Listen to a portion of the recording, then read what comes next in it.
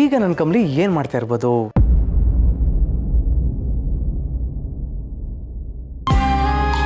ನಾನು ಅವ್ರಿಗೆ ತಾಳಿ ಕಟ್ಟದೇನೋ ಕಟ್ ಬಂದ್ಬಿಟ್ಟೆ. ಇಷ್ಟೊತ್ತಾಗಲೇ ಅವ್ರಿಗೆ ಗೊತ್ತಾಗಿರುತ್ತೆ, ನೋಡ್ಕೊಂಡಿರ್ತಾರೆ. ಈಗ ಅವ್ರಿಗೆ ಏನು ಅನ್ನಿಸ್ತಾ ಇರ್ಬೋದು?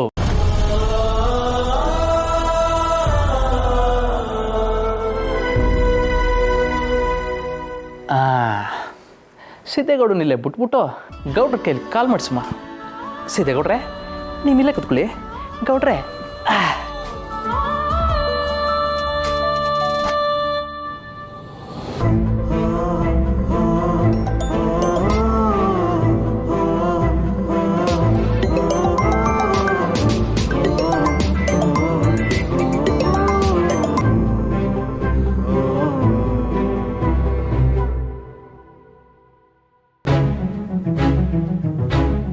ಇದೇನಿದು? ಫೋನೇ ತೆಗಿತಾ ಇಲ್ವಲ್ಲ? ಇನ್ನೊಂದು ಕೆಲಸ ಮಾಡಮ್ಮ.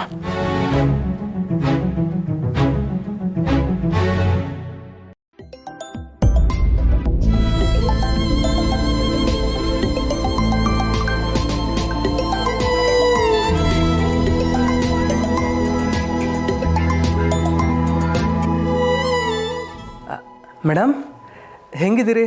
ಜಾತ್ರೆಗೆ ಹೋಗಿದ್ರಲ್ಲ, ಎಲ್ಲ ಚೆಂದಾಗೈತೆ? ಗೌಡ್ರೆ, ನಾನು ನಿಮಗೆ ಆಮೇಲೆ ಫೋನ್ ಮಾಡಲಾ? ಯಾಕೆ ಮೇಡಮ್, ಚೆಂದಾಗಿದ್ದೀರಿ ತಾನೆ? ಏನಾದರೂ ಹುಷಾರಿಲ್ವಾ? ಹಾಂ ಗೌಡ್ರೆ, ನಾನು ಆಮೇಲೆ ಮಾತಾಡ್ತೀನಿ. ಹಾಂ, ಏನಾಯ್ತಪ್ಪ ಇವ್ರಿಗೆ? ಹಿಂಗೆ ಕಟ್ ಮಾಡಿಬಿಟ್ರಲ್ಲ.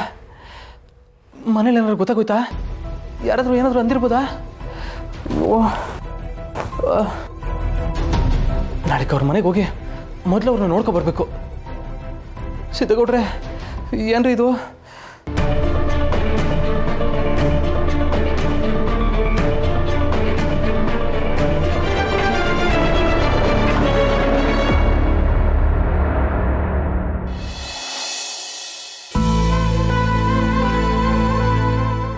ರೀ, ಮಜ್ಜಿಗೆ.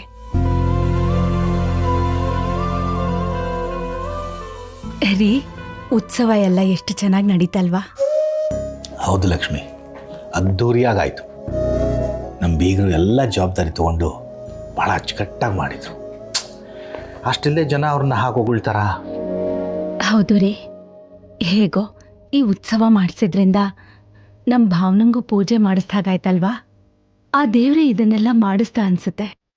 ಹೌದು ಲಕ್ಷ್ಮಿ, ಭಗವಂತನ ಪ್ರೇರಣೆ ಇಲ್ಲದೆ ಏನು ನಡೆಯುತ್ತೆ ಹೇಳಿ ಭೂಮಿ ಮೇಲೆ? ಹೌದು ರೀ.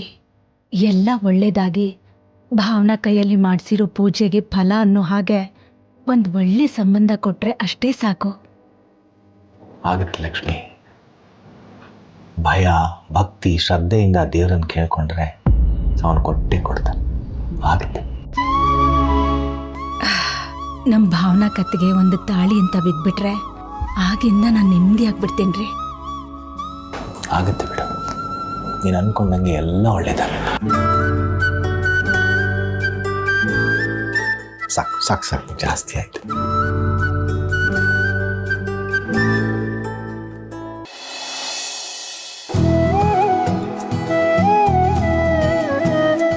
ರೀ, ಜಾನ್ವಿಯವರೇ ಬನ್ನಿ. ನಾನು ಅಪ್ಪ ಅಮ್ಮನ ಜೊತೆ ಇನ್ನೂ ಸ್ವಲ್ಪ ಮಾತಾಡಬೇಕು. ಇವತ್ತು ನಾನು ಅಕ್ಕನ ಜೊತೆಲೇ ಮಲ್ಕೋತೀನಿ. ಇದನ್ನು ಹೇಳೋಗಕ್ಕೆ ತಾನೇ ಬಂದಿದ್ದು ನೀವು? ಹಾಗೇನಿಲ್ಲಪ್ಪ. ನನಗೆ ಗೊತ್ತು. ಸರಿ, ನೀವು ಅವ್ರ ಜೊತೆ ಮಾತಾಡಿ ಅಲ್ಲೇ ಮಲಗಿ.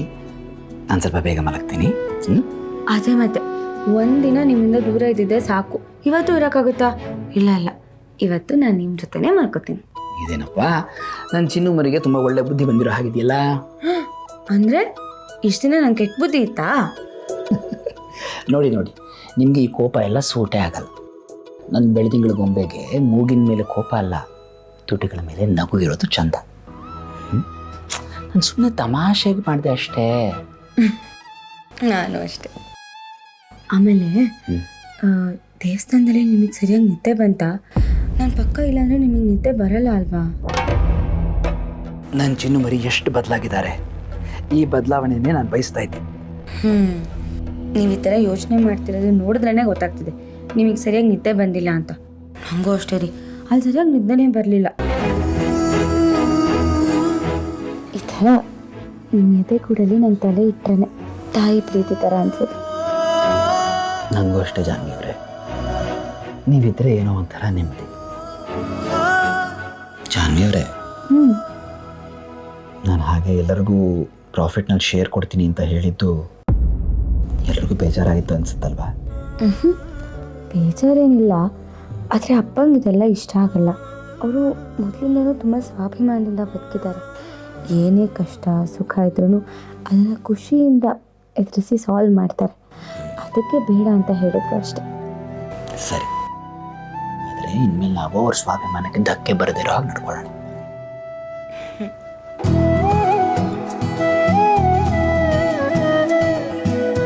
ನೀವು ಹೀಗೆಲ್ಲ ನೋಡ್ಬೇಡಿ, ಒಂಥರ ಮುಜುಗರ ಆಗುತ್ತೆ. ಈ ಥರ ಮುಜುಗರ ಆಗದೆ ಇರಲಿ ಅಂತ ತಾನೇ ನನ್ನ ಮದುವೆ ಮಾಡಿರೋದು.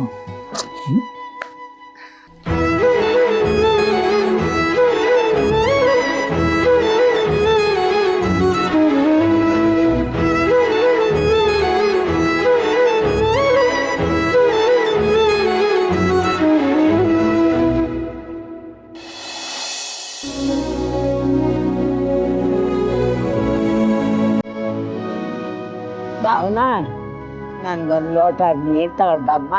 ಸರಿ ಅಜ್ಜಿ.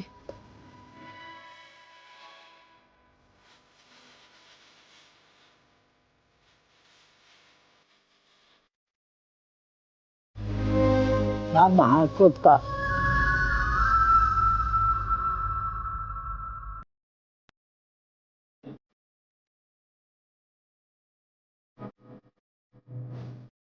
ದೇವಸ್ಥಾನದಲ್ಲಿ ಸೆರೆ ಒದ್ಕೊಂಡೇ ಕೂತಿದ್ದಲ್ಲ, ಯಾಕೆ?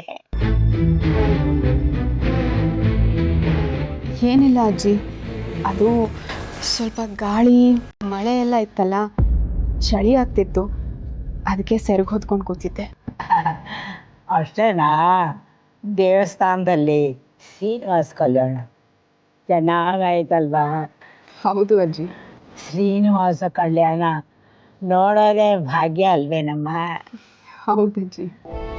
ಆ ಪೂಜೆಯಲ್ಲಿ ಭಾಗ್ಯ ಆಗೋರಿಗೆ ಬೇಗ ಮದುವೆ ಆಗತ್ತಂತೆ.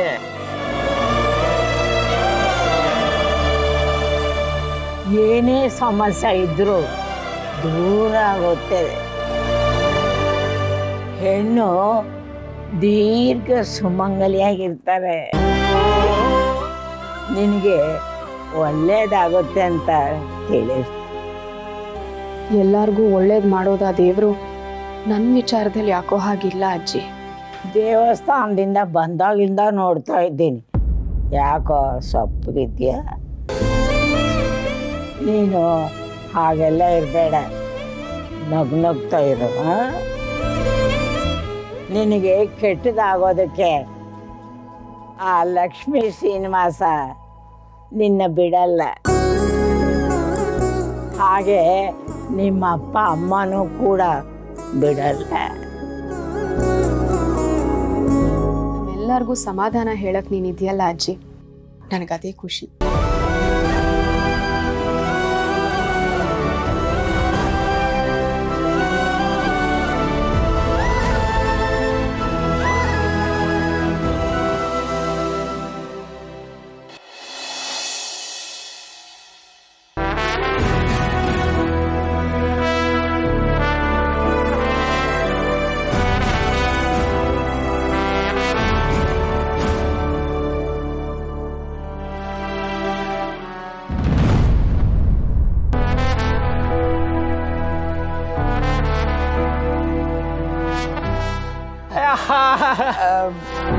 ಇದೆಲ್ಲ ಯಾಕೆ?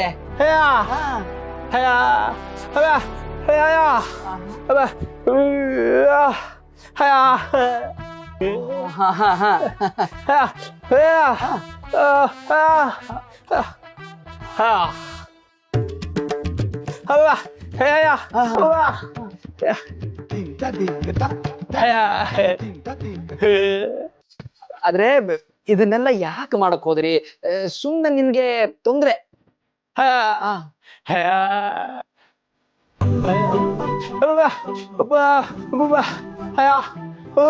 ಮನೆಗೆ ಬಂದಿದ್ದಾಗ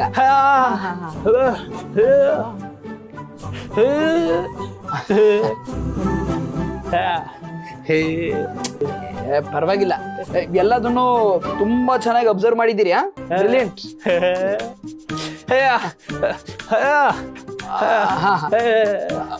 ಸರಿ ಸರಿ, ಅಲ್ಲಿ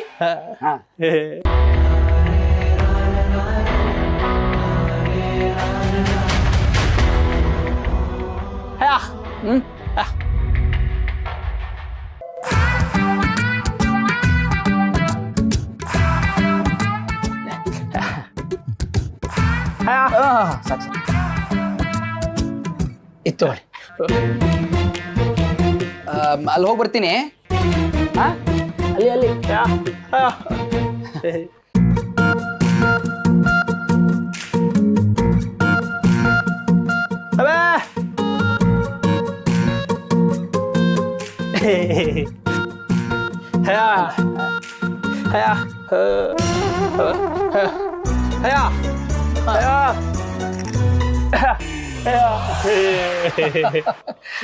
ಸರಿ ಸರಿ, ಬಂದೆ.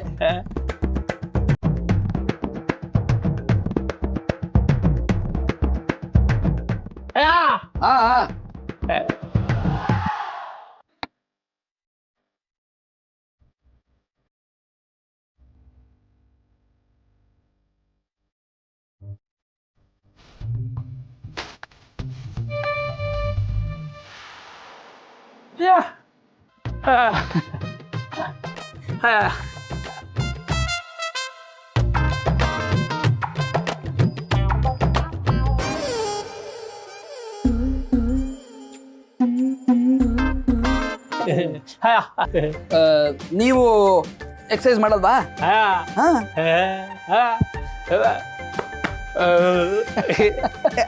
ಬನ್ನಿ ಬನ್ನಿ, ನಾನು ಹೇಳ್ಕೊಡ್ತೀನಿ. ಬನ್ನಿ ಬನ್ನಿ ಬನ್ನಿ. ಸರಿ ಸರಿ.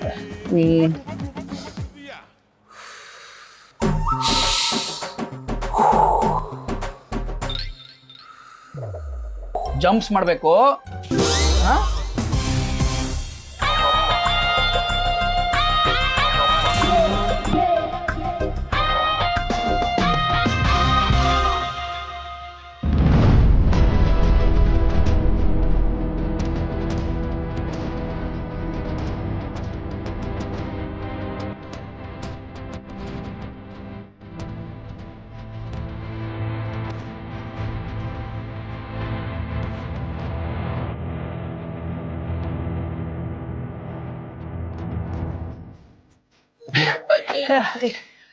ಏನಾಯ್ತು? ಮಂಡಿ ನೋವಾ? ದಿನಾ ಮಾಡ್ತಾ ಇದ್ರೆ ಸರಿ ಹೋಗ್ಬಿಡುತ್ತೆ. ಇದೇನ್ರಿ ಇದು? ಆಗ್ಲೇ ನೀವೇ ಎಲ್ಲ ರೆಡಿ ಮಾಡ್ಕೊಂಡು ಎಕ್ಸರ್ಸೈಸ್ ಸ್ಟಾರ್ಟ್ ಮಾಡ್ಬಿಟ್ಟಿದ್ದೀರಾ? ಇಲ್ಲ ಜಾನ್ವಿ ಅವ್ರೆ, ನೋಡಿ ಎಕ್ಸರ್ಸೈಸ್ ಮಾಡಕ್ಕೆ ಮ್ಯಾಟು, ಆಮೇಲೆ ಬ್ರಷ್ ಮಾಡಕ್ಕೆ ಬ್ರಷು, ಪೇಸ್ಟು, ಕುಡಿಯೋ ನೀರು ಅವೆಲ್ಲೂ ಅರೇಂಜ್ ಮಾಡಿದ್ದಾರೆ ನಿಮ್ಮ ಅಣ್ಣ. ಹೌದೇನೋ? ಎಲ್ಲ ನೀನೇ ಮಾಡ್ಬಿಟ್ಯಾ? ನೀನೇ ಎಲ್ಲ ಮಾಡಿದ್ರೆ ನಾನೇನ್ ಮಾಡ್ಲಿ? ಜಯಂತೂರಿಗೆ ಮಸ್ಕ ಹೊಡಿತಾ ಇದ್ಯಾ?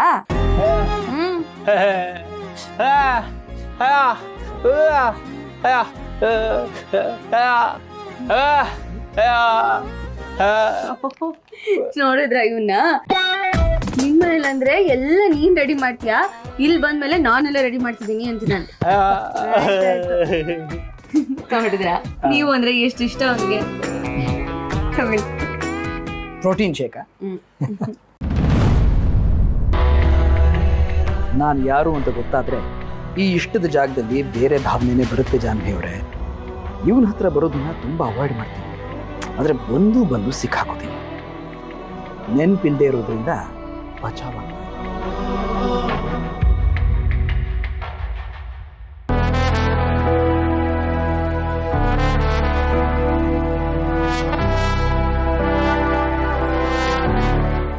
ಎಕ್ಸಸೈಸ್ ಮಾಡುವ.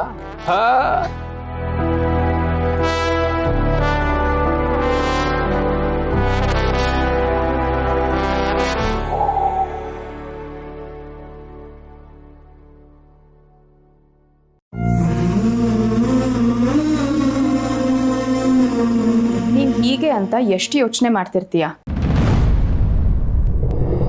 ಅಪ್ಪ ಅಮ್ಮನ ನೋಡು, ಅವ್ರು ಪಟ್ಟಿರೋ ಕಷ್ಟಗಳ ಮುಂದೆ ನಿನ್ನ ಕಷ್ಟ ಯಾವುದು ದೊಡ್ಡದಲ್ಲ.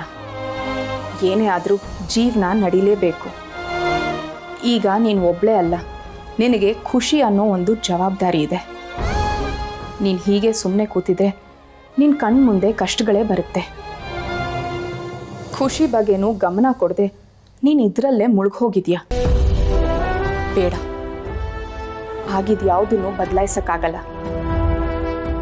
ಮುಂದೆ ಏನು ಮಾಡಬೇಕು ನೋಡು. ಹೌದು, ನಾನು ಖುಷಿಗೋಸ್ಕರ ಅಪ್ಪ ಅಮ್ಮನಿಗೋಸ್ಕರನಾದರೂ ಎಲ್ಲದನ್ನೂ ಮರೆತು ನಗ್ತಾ ಇರಬೇಕು, ದುಡಿಬೇಕು.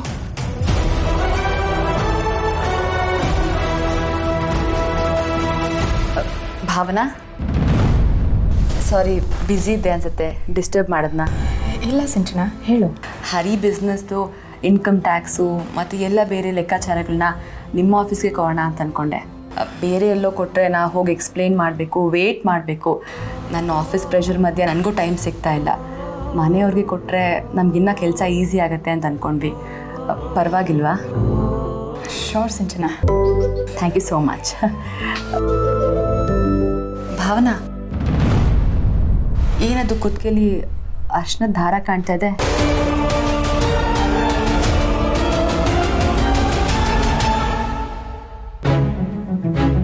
ಅದು ಉತ್ಸವಕ್ಕೆ ಹೋಗಿದ್ವಲ್ಲ, ಅಲ್ಲಿ ಖುಷಿಗೆಲ್ಲ ಒಳ್ಳೇದಾಗಲಿ ಅಂತ ಪೂಜೆ ಮಾಡಿಸ್ದೆ. ಆ ಪೂಜೆದೇ ದಾರ ಇದು. ಉತ್ಸವದಲ್ಲಿ ಕಟ್ಟಿಸ್ಕೊಂಡಿರೋ ದಾರಾನ?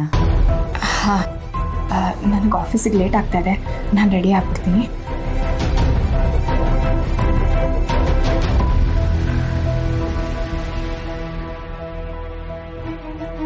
ಇವಳ ಥರ ವಿಚಿತ್ರವಾಗಿ ಆಡೋ ಹುಡುಗಿನ ನಾನೆಲ್ಲೂ ನೋಡೇ ಇಲ್ಲ. ಬೇರೆಯವ್ರ ಮಗುನ ತಂದು ಸಾಕೋದೇ ಹೆಚ್ಚು ವಿಚಾರ. ಅದರಲ್ಲಿ ಅವಳಿಗೆ ಒಳ್ಳೇದಾಗಲಿ ಅಂತ ಪೂಜೆ ಬೇರೆ ಮಾಡಿಸ್ತಾಳಂತೆ. ಅದಕ್ಕೆ ಈ ಮನೆಯನ್ನು ಹೀಗೆ ಇರೋದು.